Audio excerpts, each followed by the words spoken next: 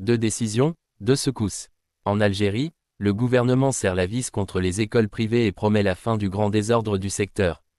En France, une tribune appelle à une rupture radicale avec Alger en 2027.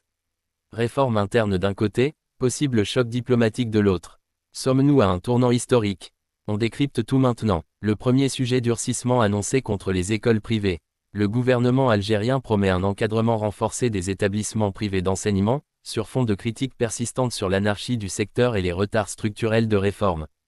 Réuni sous la présidence du Premier ministre, Sifi Grib, l'exécutif a examiné un projet de décret exécutif visant à fixer de nouvelles conditions d'agrément, de fonctionnement et de contrôle des établissements d'éducation et d'enseignement privés.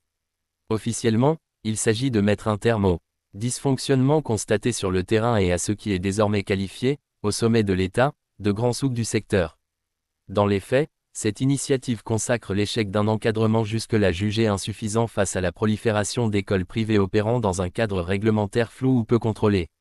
Le texte prévoit l'instauration d'un cahier des charges renforcé détaillant les obligations administratives, techniques et pédagogiques des établissements concernés.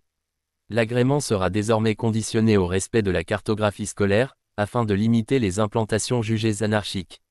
Les écoles privées devront par ailleurs dispenser un enseignement strictement conforme aux programmes et manuels du secteur public, dans le respect des constantes nationales.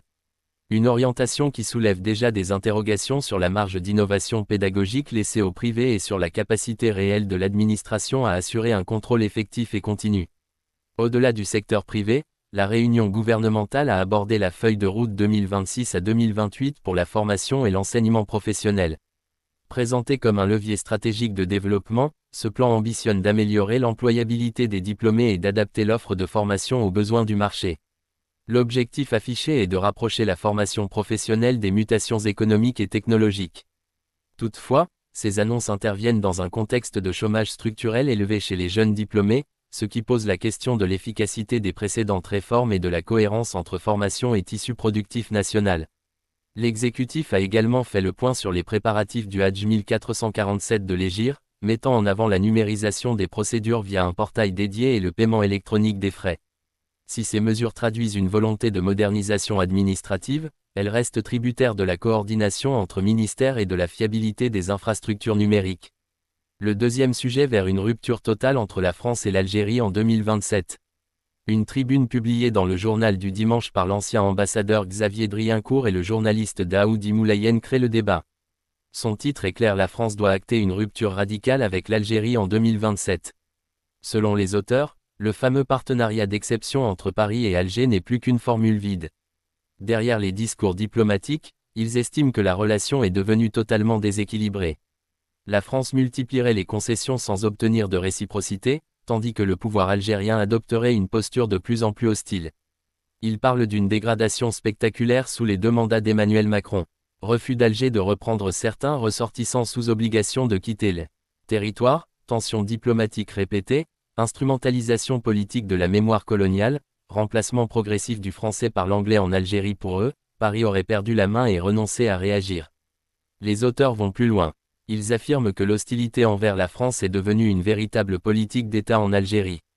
Ils évoquent aussi l'influence de certains relais sur le sol français, notamment autour de la mosquée de Paris et d'une partie de la diaspora, qui pourrait jouer un rôle dans les équilibres politiques à l'approche de la présidentielle de 2027. Face à cela, ils appellent à un véritable reset.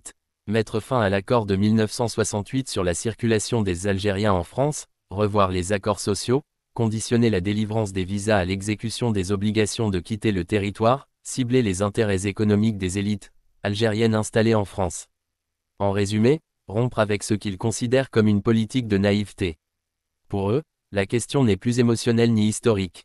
Elle est stratégique. Ils estiment que l'Algérie a déjà tourné la page dans les faits, et que la France devra, tôt ou tard, en faire autant. La présidentielle de 2027 pourrait donc devenir un moment décisif pour redéfinir en profondeur la relation franco-algérienne. Merci à toutes et à tous de regarder cette vidéo et de nous accorder votre temps. Votre soutien compte énormément.